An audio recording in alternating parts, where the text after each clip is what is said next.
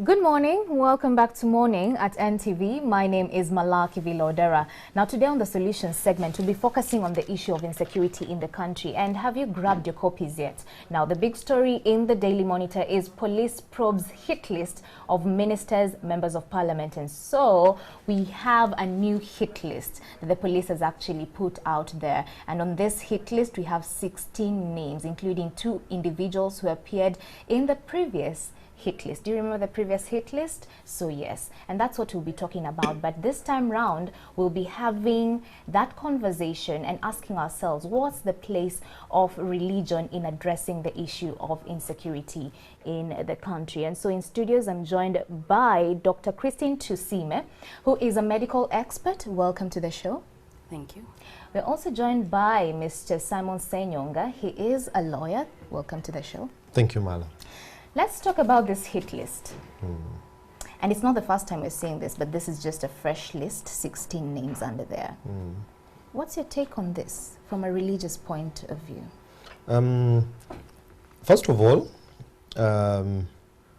coming from, again, my relation as a Christian and as a born again, and also reading the byline that insecurity, divine intervention needed. First of all, there was a prophetic word that was given in relation to this sort of unfolding that's happening in the country. It must have been early this year and again last year when the prophet of God on January 2nd, I'm talking about Prophet Elvis Mbonye, talks about the banning of particular offices. And then he was relating it to the border 2010.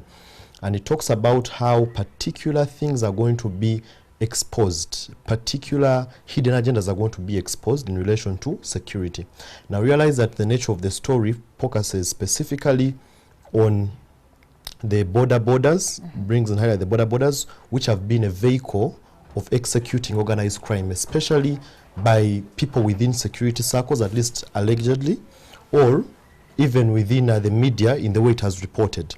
Now he goes ahead to tell us that it wasn't just about exposing it, but he goes ahead to cover the nation. So whereas what you're seeing may be sparks that may cause a lot of sensationalism in the public and all this, these are things that have been covered by the Lord, and the lives are not going to be lost. That one you can be very, very sure about it. So from a divine perspective, first of all, blessed is a nation whose Lord is God, that you're going to heed the voice of the Lord. First of all, before you take any extra steps in regards to preserving this, but before you put out a security hit list, are you going to heed the voice of God in regards to what he's doing? All right? And all these people actually need divine covering, which, whether or not they are Christians, it has been extended to them, and the Lord is covering them. Dr. Christine, when he mentioned that this 16 need divine covering, break it down for us. The concept, just to go back to what you had asked earlier, the concept of a hit list is not new. If we take our minds to focus on the Muslim clerics, the string of Muslim clerics that were killed from about 2014 to about 2015, there was a specific prophecy that came out about 2 years earlier, talking about who the perpetrators were. Now, the issue here is about the police and the security agencies widening their scope of research, because there is a lot of research out there that talks about governments that use the concept of extrasensory perception to beef up their intelligence. It is not a new concept. It has been used for years by the Russians, by the Americans. Actually, if you look in history, it talks about even dating back to World War II. So we have things like the STAR project, the Stargate project that was in the US that was shut down. But later, after it was shut down, it came to public knowledge that these concepts actually work. So what did the security agencies do with the information? Because this information was out there. Are they actually doing the research they're supposed to do. So what you're saying is that the security operators, actually police and all the security arms in government, need to also pay attention to prophecies. They need to be Exactly. open-minded. Intelligence They need to sources. be open-minded, and they need not to stick to the mainstream, because this is the purpose as to why security has an intelligence arm. Because what does the intelligence arm do? It is upon them to collect all forms of intelligence, all forms of information, and then be Use able them to to deduce. prevent. Okay. Yes. All right. We had the president speak to us. Of course, this is during independence, and he gave us an assurance that every single citizen of the country is safe and secure, and that the government is on its toes to ensure that you and I are actually safe. Let's take a look at that. Those people who wanted Uganda to remain stagnant, they are very worried. That's why they thought of this shallow way of trying to challenge us in the town using crime. This is because they cannot do it in the rural areas because they are very strong there. However, I can assure you, as I said in my speech the other day, of all the problems I have handled in the last 58 years, this will turn out to be the easiest because they are challenging me, challenging us where we can easily respond. And So we know the president to be a very religious person. Every time he speaks, he always connotates the Bible. He will tell us, you know what, even in the Bible, this and this is said. So with him, and of course that time when he gave us a 10-pointer security, you know, kind of strategy on how government will deal with the issue of insecurity. He said that they will make sure that there are CCTV cameras in Kampala and even in the country. They will also deploy LDUs. And true to his word, we've been seeing the installation of the CCTV cameras. And also, so far, 6,000 local defense units, units have been deployed so far and actually recruited. Of course, the target is 24, and so it's still ongoing. Isn't that enough from the president? And of course, with the entire list that is still working on, executing? I think, first of all, the question of recruitment of the LDUs, for me, it's not more about security as opposed to it being more of a political grounding. Because, the notion of deployment of LDUs or sort of special forces has always emerged even pre-2016. Remember the crime preventers who were put in place. How were they dissolved? Where are they right now? So you're having crime preventers who are still existent because they've never been officially disbanded.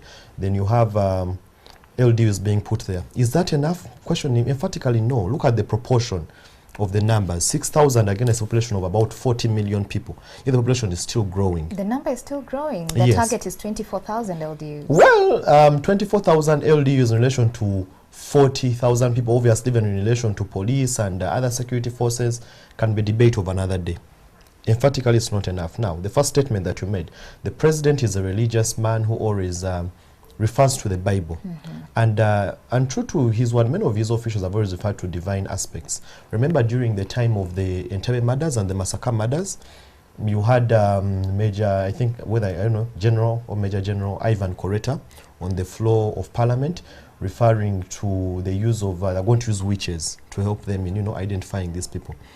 And again, the statements were repeated by General Kaihura when he was meeting then the crime preventers in Kampala at some time at the end of last year, where he says they're going to refer to these people. Now, you realize that, again, over time, security has realized that there is a deficiency in using of natural aspects. Now, my colleague introduced an aspect which is very important, which actually can not only help government, but also the common man, because this story goes towards the ordinary citizen. As a natural being, all right, you have particular abilities in which you're trained, particular senses. Now, that's what she talked about being the extrasensory perception. Now, these are senses which can be grown in you by the divine ability of the Lord, and you're able to sense actually what is going to happen to you in the future or even in the past or in the moment what's going to happen to you. And all these are still prophetic abilities. Now that's why for us actually my very strong view is that for the government to have a permanent close down on issues of insecurity, there ought to be permanent reliance on divine abilities as opposed to anything naturally that you can organize. Dr. Christine, and I'm sure you're privy to all this information, and people are very, when it comes to religion, it's a sensitive space, and people actually doubt some prophecies. So if government is to actually use prophecies as one of, the source of information with regards to just gathering intelligence information, how will they go about knowing that this is an authentic prophecy and this is just a prophecy of, people who are just call themselves prophets?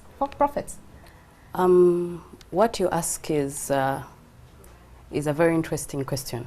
Because before one must rely on a prophetic word or on intel that is out there, there must be credible, some sort of credible background. Now it is not once, it is not twice. And if you look in mainstream media, Google, Bing, whatever it is, governments have used ESP. ESP could take the form of telepathy, precognition, retrocognition, and they've actually gone as far as having these as core intels in intelligence agencies like the FBI, like CIA. Most of these guys, when they're looking for missing individuals, when they're looking for terrorists, they will actually rely on extrasensory perception. So how do we go about this? There is literature out there. I'm going to point out the book, Testing the Powers of the Age to Come. Who has written it? Who's the author? Elvis Mbonye. It goes in depth to sharing with the common man how they can position themselves and how they can actually inculcate these abilities to be able to help themselves. Because now what do you do if you have a burglar in your home? Or if it is in the community, how do you go about it? Because this intel is actually there. There are lots of books out there that actually describe how the security can inculcate these things into intel. But now, getting back to the focus at hand, the hit list, like I'd mentioned earlier, is not something new. It's happened before. We saw it in 2013. We saw the Muslim clerics dying. From 1 till about 12, and this entire thing was curbed by a prophecy. So it is not that we are talking about something that is abstract. There is credible evidence that this thing actually works. So about the security agencies and the master plan, yes, we agree there are some things the master plan can help with, but these are natural methods. We're talking about going above and beyond, being open-minded, going beyond the mainstream, because if you instill the CCTV cameras and have the LDUs and everyone else and it all fails, what next? Mr. Simon. Yes. We saw the government come out clearly to say that, when it comes to security and insecurity and dealing with it, it also starts with you and I. Individuals. Then if we are to rely on prophecies, how will Ugandans go about knowing and differentiating between true and false prophecies? First of all, I think we were having a conversation that in the book of the Hosea, people perish for lack of knowledge. Now, one of the ways God exposes knowledge is through the word of God. Now, prophecies are actually meant to magnify the word of God, and that's why they're spoken and put out there. How do you come to rely on a true or false prophet? First of all, she hinted on something, that there ought to be a background of credibility in the prophecies that have been given. Now, let's discuss the credibility of these prophecies and why actually the nation ought to rely on these prophecies. For example, I look at the hit list, and one of the people who is probably in danger is Mr. Erias Lukwago, the Lord Mayor of Kampala. Prior to his to his time when he was being disturbed at KCCA, at the time when there was that commission and all that stuff, there was a prophecy given unto him that actually they were coming for him and he was going to be overthrown. It came to pass. That's number one. Who gave that prophecy? Prophet Elvis Mbonya. Number two, the hit list, the concept of the hit list in relation to what's playing out now. Again in 2013, Prophet Elvis Mbonya stands and says there's a hit list of Muslims, and then even he exposes the guy who was behind it, this Muslim fellow who was subsequently arrested from Tanzania. And true to the word of the Lord, all the people who were there actually were aimed at, and many of them were killed. Others obviously would have been more if he hadn't been preserved their lives, it would have happened. Over time in the nation, even before the First Lady, Honorable Janet Kataha, resigned, she was, before even she had the plans, she was told that actually you are going to resign, before she would expose it. Now, obviously, normally the way the knee-jerk reaction of the state, normally when you go into their secrets, they'll come back and try to, frustrate what you're doing. Now, again, in relation to the nature of the crime which is being used by borders, already there was a prophecy that was given in relation to what was going to be exposed by the guys who are behind this whole sort of regime.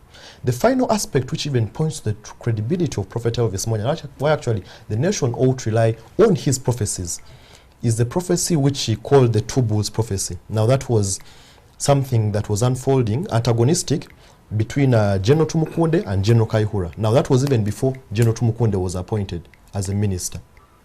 Now he says that actually there's going to be a very serious fallout that actually was going to threaten the stay of this regime, and should it not be curbed by the time of March 23rd, this current regime of Museveni was falling off. But of course there are other prophets in the city, so how do people go about differentiating true prophets and false? Now obviously for me, I'm here, you present Prophet Elvis Mbonya. But what does the Bible say about prophecy and identifying them that are true and them that are not? Now, them that are of God and them that are not of God.